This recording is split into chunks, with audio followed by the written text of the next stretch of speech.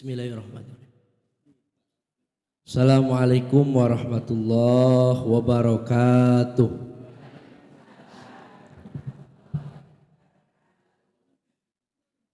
Alhamdulillahirabbil alamin wa bihi nasta'inu ala umuri dunya waddin.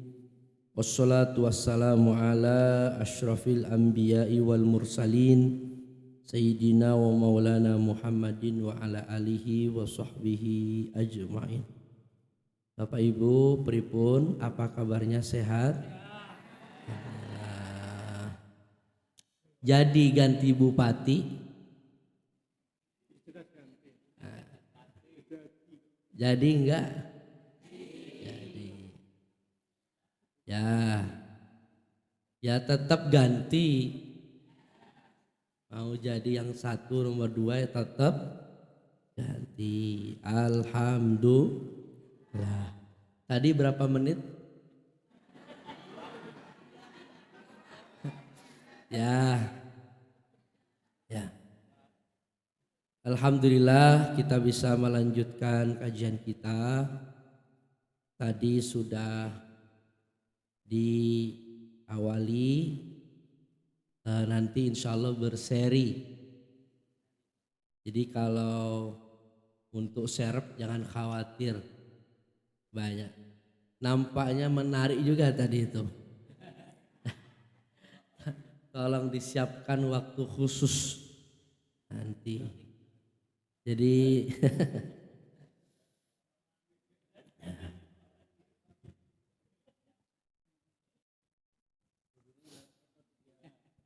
Bapak Ibu yang dirahmati Allah, saya mohon maaf tidak sengaja untuk terlambat karena beberapa hal. Baru tadi pagi informasi guru orang bapaknya meninggal dunia, kemudian sejak hari Jumat kemarin saya masih mengurus untuk kecelakaan yang menimpa seorang guru yang sebagiannya mungkin viral ya, ramai juga di media massa. Saya baca di Tribun, di Solo Post, di beberapa, di TikTok juga ramai. Jadi sejak Jumat pagi kita memastikan untuk keselamatan korban. Baru yang kedua, hari Sabtu kemarin mulai masuk di melengkapi penyidikan dan keluarga korban, ya, dan nanti untuk bersiap mediasi terkait dengan kerugian kerugian materi ya, karena melibatkan 2 kendaraan, 2 mobil, 2 motor, melibatkan 7 orang korban.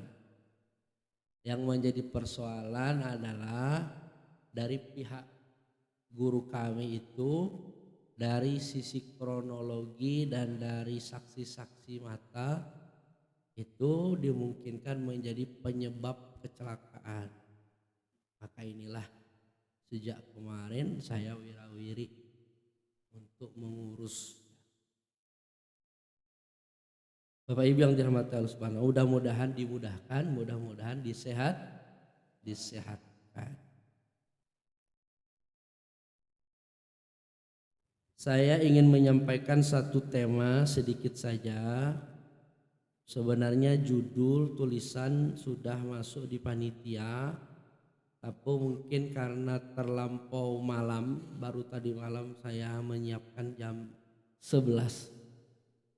Ya, baru sampai rumah jam 11. Mas Doni tadi pagi, Ustadz tidak sempat, saya di Jakarta. Masih suasana pengantin baru rupanya. Maka nanti bisa tulisannya di-share atau dibagi.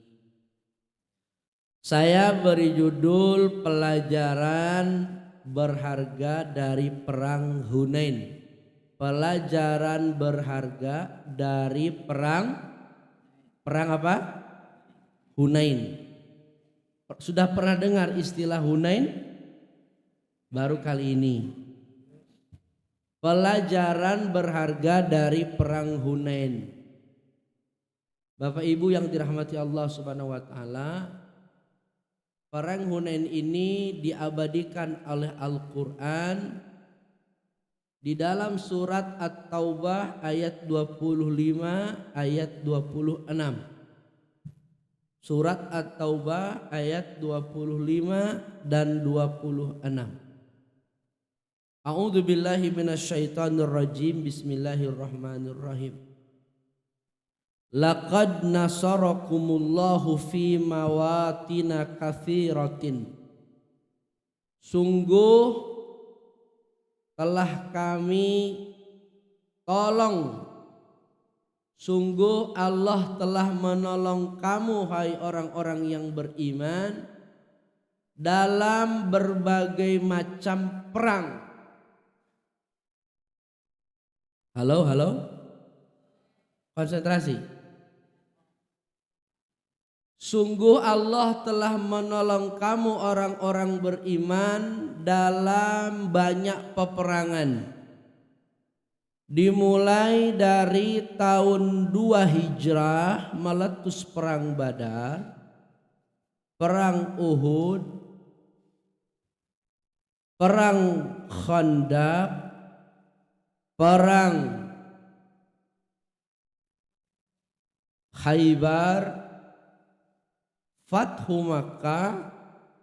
Perang-perang besar itu semuanya dimenangkan kaum muslimin karena pertolongan Allah. Belum lagi perang-perang yang lain yang Nabi tidak ikut. Kalau perang yang Nabi ikut namanya Ghazwah. Kalau perang Nabi yang tidak ikut namanya Sariyah. Ya. Wa yauma Hunain idz a'jabatkum kasratukum. Begitu juga dalam peristiwa perang Hunain. Jadi perang Hunain ini disinggung oleh Allah di dalam Al-Qur'an, saking pentingnya peristiwa ini. Bukan kejadiannya yang penting, tapi pelajarannya yang penting. Ya, kejadian boleh berulang, orangnya boleh berganti, waktu dan tempat boleh berganti, tapi pelajaran itulah yang akan tetap abadi. Maka ketika kita bicara tentang kisah sejarah dalam Al-Quran, bukan kisah sepele, bukan kisah bohong, bukan kisah isapan jempol, tapi kisah yang mengandung pelajaran yang sangat banyak.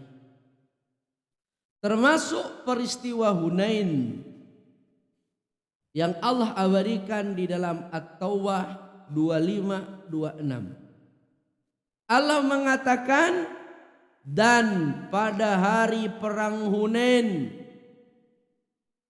ketika kamu merasa hebat, merasa percaya diri, merasa berbangga diri, ujub, bangga. Apa yang menyebabkan bangga? Kasratukum,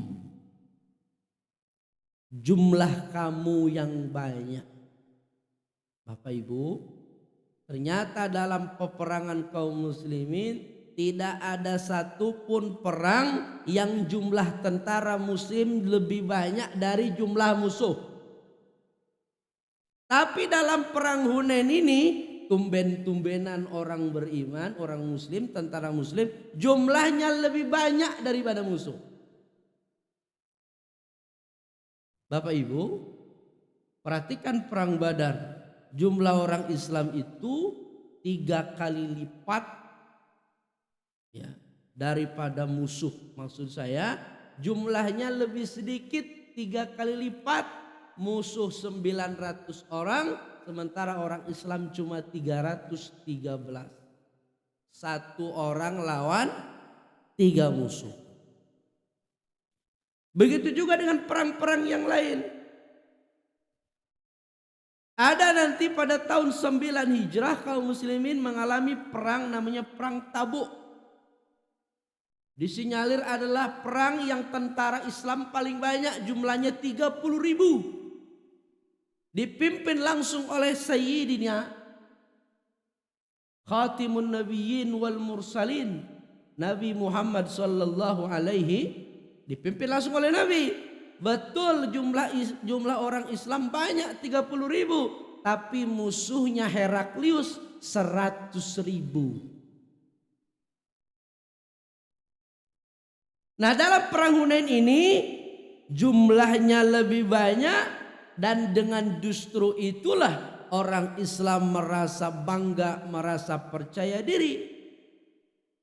Falam tughni ankum syai'a, sementara jumlah yang banyak itu sama sekali tidak bermanfaat untuk kamu apabila tidak disertai dengan iman, takwa, dan tawakal kepada Allah. Bapak Ibu, berarti rumus perjuangan itu ada 3 yang mesti ada. 1, iman. Ini bicara tentang kemantapan hati, keyakinan jiwa. Yakin dengan apa yang diperjuangkan. Itu iman. Alhamdulillah, ini bentuk iman. Jamaah pagi Sidoarjo, ustadznya urung teko, telat, jamaah ora bubar.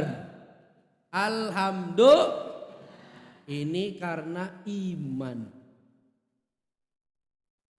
Pokoknya siapapun maju, serepnya maju. Pak Kepala Sekolah, bahkan ternyata Masya Allah, singa podium.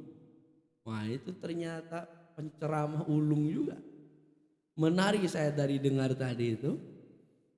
Nah, itu kalau dilanjutkan bisa nanti berjilid-jilid itu. Alhamdulillah, tidak bubar. Nah ini ya, 1 iman. Yang kedua takwa. Takwa itu bermakna disiplin. Disiplin dalam bukan cuma sekedar yakin mantap, tapi juga dijalani perjuangan dengan disiplin. Agar apa? Agar menang. Yang ketiga, tawakal. Tetap menyertakan Allah dalam perjuangan. Semua ini karena pertolongan Allah. Saya perhatikan ini bangunan tiap pekan ke sini cepat betul jadinya. Sudah ada saldo berapa? Ini ini saldo apa belum dibayarkan? Alhamdulillah. Ini bangunan menurut saya terlalu cepat. Kurang lama ini. Biar perjuangannya lama gitu loh gitu. Bapak Ibu, ini hati-hati. Ini mesti belajar dari perang Hunain. Kalau bangunannya belum jadi, kompak betul. Bangunannya sudah megah, ternyata memble. Tidak ada iman, tidak ada takwa, tidak ada tawakal. Tidak ada mantap, hilang determinasi, ngaji tidak bergairah, jamaah jumlahnya semakin menurun. Kenapa? Gara-gara kemewahan. Kalau lagi mewah, perjuangannya lain, rebutan. Rebutan apa? Kalau rebutan beramal bagus. Ini rebutan jadi ketua PCM. Kalau saiki kan moh. Iya, rebutan utang. Tapi kalau nanti sudah jadi kaya, di depan mobilnya parkirnya, wah mobil baik-baik, bagus-bagus. Besok-besok rebutan jadi ketua PCM. Sampai ada kampanye segala. Sampai ada tim sukses segala. Sampai ada serangan pajar pula. Nauzubillah. Ternyata ini di antara ini nih pelajaran perang Hunain. Bapak Ibu, ternyata jumlah banyaknya itu tidak menjamin apa-apa kalau tanpa iman, takwa dan tawakal. Wadaqat alaikumul ardu bima rahubat. Sementara bumi yang luas ini terasa sempit. Kenapa? Medan perjuangan rasa-rasanya semakin sempit, sementara musuh semakin mendesak. Kalau perjuangan semakin sulit, tsumma wallaitum mudbirin, maka pasukan yang banyak itu mulai bercerai-berai, tunggang langgang, kabur menyelamatkan masing-masing. Formasi menjadi kacau, bukan hanya kacau tapi barisan bubar. Semuanya tengok balik kanan, menyelamatkan diri. Bapak Ibu yang dirahmati Allah, itulah yang terjadi pada peristiwa perang Hunain. Kaum muslimin berhasil menguasai Makkah pada peristiwa Makkah, Fathu Makkah, pembebasan kota Makkah pada tahun 8 Hijrah bulan Ramadan. Bulan Ramadan 8 Hijriah. Halo, 10 menit. 8 lebih 10. Ada jam. Konsentrasi, sebentar lagi. Fathu Makkah, pembebasan kota Makkah bulan Ramadan tahun 8 Hijrah. Perhatikan Bapak Ibu. Nabi meninggal pada tahun 10 Hijrah. Ini perang, Nabi kembali ke Makkah sebagai orang yang akan membebaskan Makkah dari kekafiran, dari kemusyrikan menjadi tauhid kepada Allah. Dalam peristiwa perang Makkah, kaum muslimin menang tanpa perlawanan. Kenapa? Karena kaum muslimin datang dengan gagah perkasa, dengan sempurna persiapan, dengan pasukan berjumlah 10.000 pasukan. Di antara keberhasilan perang Fathu Makkah, kaum muslimin datang tanpa diduga oleh pihak Makkah. Bapak Ibu, kerahasiaan persiapan kaum muslimin, 10.000 tentara menyiapkan diri selama berbulan-bulan di Madinah tanpa diketahui oleh mata-mata musuh. Sampai-sampai para ahli sejarah bertanya, kira-kira ibu-ibu tahu enggak tuh? Enggak tahu. Sebab kalau tahu mesti bocor. Iyalah, ketemu orang di pasar mesti cerita. Sementara banyak mata-mata Makkah yang mereka berada di Madinah. Begitu juga tentara muslim yang di Madinah itu menjadi mata-mata di Mekah. Perang antar spionase, perang antar agen rahasia untuk mencari apa? Keterangan dengan sembunyi-sembunyi.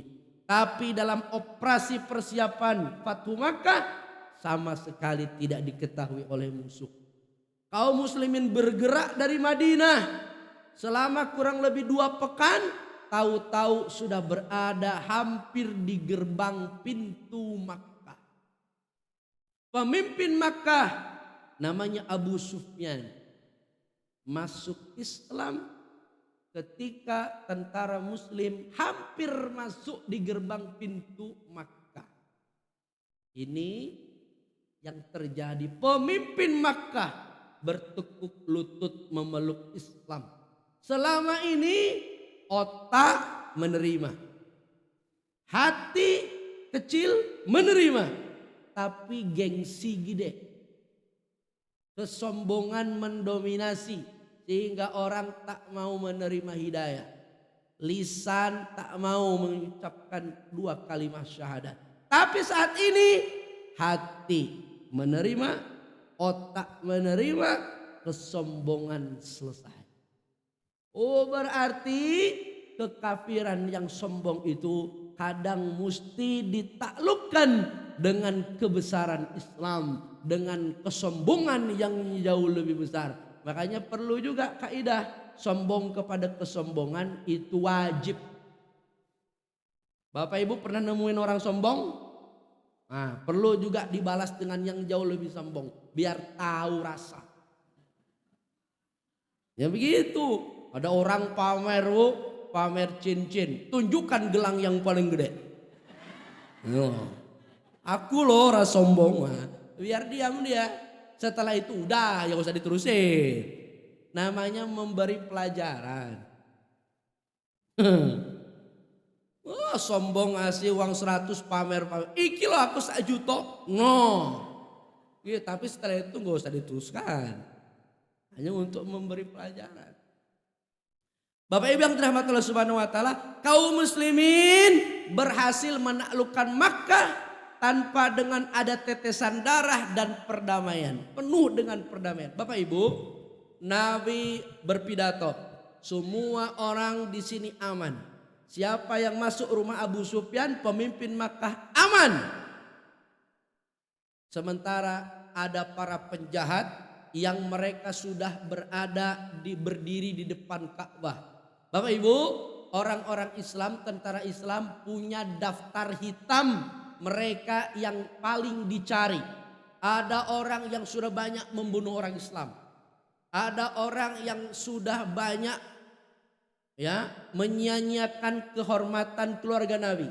Sayyidah Fatimah pernah ditarik orang sampai jatuh dari onta. Orang model begini kurang ajar. Ya, nggak dapat bapaknya Nabi, diincarnya istrinya. Istri nggak dapat, anak diincar. Itulah penjahat. Nama-nama itu masuk daftar hitam. Andai nanti takluk Makkah, maka orang ini yang akan pertama kali dieksekusi. Termasuk para penyanyi dangdut. Ada 2 bidu wanita, itu kalau sudah nyanyi dengan lirik menghina Islam, menjelekkan Nabi, menghina para sahabat. Itu luar biasa. Belum pakai jogetnya, Bu. Masuk daftar hitam, Bu. Itu luar biasa. Termasuk anak Abu Jahal, Ikrimah bin Abi Jahal. Besok lusa dia masuk Islam. Masuk banyak masuk blacklist ini. Ya.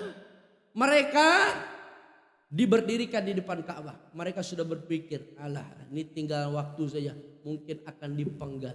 Tapi apa yang dikatakan oleh Nabi, hari ini adalah hari kasih sayang.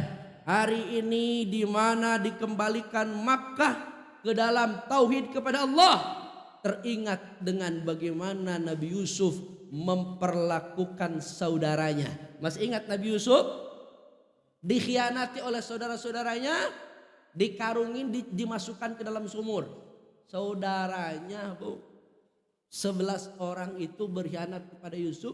Tetapi ketika Yusuf berkuasa, sementara di depannya Allah saudara-saudaranya, Yusuf memaafkan kejahatan saudara-saudaranya. Maka kata Nabi Muhammad SAW, teringat dengan Yusuf, aku seperti Yusuf. Aku lahir di Makkah, kakek-kakekku pembesar Makkah, aku digelar Al-Amin, tapi aku diusir dari Makkah. Hari ini, gitu Bu, sahabat-sahabatku kalian bunuh, kalian mutilasi, keluarga-keluargaku kalian siksa, kalian buat lapar dan seterusnya, agamaku kalian hina. Hari ini hari pembalasan, harusnya pembalasan, tapi Nabi mengatakan hari ini adalah hari kasih sayang. Aku maafkan kalian seperti Yusuf memaafkan saudaranya. Idhabu wa antum tulaqa. Pergi kalian, muka lu jauh jelek semua, pergi. Mumpung belum berubah pikiran, pergi. Masya Allah. Inilah Islam memaafkan ketika berkuasa, memaafkan ketika mampu untuk menuntut balas. Maka wahai orang-orang Islam, hari ini belum waktunya untuk berhenti berjuang. Belum waktunya memaafkan Israel. Sekarang waktunya masih berjuang. Nanti kalau udah menang, Palestina udah merdeka, baru kita maafkan Israel. Oh, kita berdamai dengan Israel. Apa berdamai? Kita belum menang, belum berkuasa. Nabi itu memaafkan ketika berkuasa. Bapak Ibu yang dirahmati Allah Subhanahu wa taala, maka secara simbolik 360 berhala yang ada di sekitar Makkah oleh Nabi diberangus semuanya. Belum selesai. Pada bulan Syawal, sisa-sisa orang-orang Makkah yang mohon maaf sudah takluk itu, ternyata mereka menghimpun pasukan untuk melawan Nabi. Siapa? Itulah orang-orang Baduy. Orang dari pedalaman, Bapak Ibu. Kalau sekarang mah di kota udah menerima Sidoarjo, udah Katu Makkah. Ini malah orang Sumberlawang, Jenar, ya. Pojok-pojok itu mereka orang-orang Baduy dari suku Hawazin. Ya, mereka menghimpun pasukan, jumlah mereka 12.000 yang siap untuk melawan Nabi dan kaum muslimin. Kaum muslimin jumlahnya 10.000 ditambah orang-orang yang baru beriman, para mu'alaf, jumlahnya 2.000. Termasuk Abu Sufyan yang kemarin sore masuk Islam, sekarang ikut pasukan Islam, jumlahnya 12.000. Maka jumlah 12.000 musuh melawan 12.000 Islam. Ini jumlah sebenarnya seimbang, tapi disebutkan jumlah orang Islam lebih banyak karena tumben-tumbenan biasanya kalah jauh. Bapak Ibu, inilah perang Hunain terjadi pada bulan Syawal. Selepas Ramadan, masih bulan Syawal, perang Hunain. Nabi belum kembali ke Madinah, masih menyelesaikan nih satu sisa-sisa ini.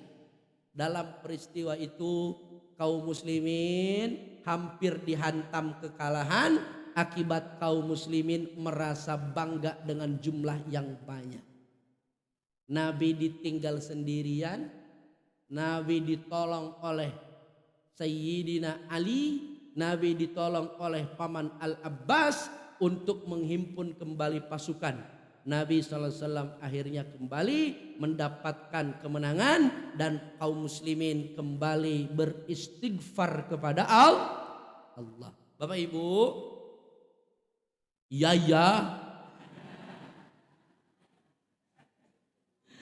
Ya, dalam peristiwa ini para mu'alaf, ini berarti Ibu, para mu'alaf mendapatkan kekhususan. Orang-orang yang baru masuk Islam itu mendapatkan bagian zakat. Ada disebut mu'allafati qulubuhum. Yang kedua, dalam urusan ghanimah perang, hasil rampasan perang, itu juga mendapatkan bagian yang lebih banyak. Ya, dalam peristiwa ini Nabi SAW mengajarkan orang-orang Islam, orang-orang Ansor sama sekali tidak mendapatkan bagian atau dapat bagian hanya sedikit saja. Tapi para mu'alaf yang jumlahnya 2.000 mereka mendapatkan jumlah yang lebih banyak. Demi apa? Demi melunakkan hati mereka. Yang lain-lain ingat tadi, berjuang dengan sungguh-sungguh. Jangan sampai kita terperangkap dengan kemewahan, jumlah kita yang banyak. Saya selalu optimis Muhammadiyah ini jumlahnya mungkin segini-gini aja. Tidak banyak-banyak. Tapi yang penting kualitas. Sedikit yang kompak, sedikit yang efektif, sedikit yang makmur, sedikit yang bermartabat, sedikit yang apa lagi ya? Sedikit yang disebutkan makmur bahagia. Amin ya rabbal. Ini termasuk ustadz makmur bahagia. Saya membayangkan ustadz ora usah disangoni.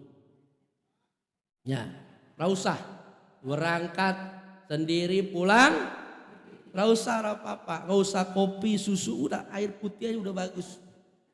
Kenapa? Karena ustadznya sudah makmur, ya. Tinggal jamaahnya boleh lah, ada di sini ada yang jualan es teh ya.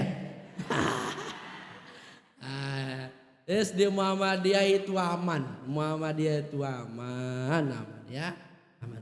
Saya kira demikian. Subhanakallahumma rabbana wa bihamdika asyhadu an la ilaha illa anta astaghfiruka wa atubu ilaik. Assalamualaikum warahmatullahi wabarakatuh.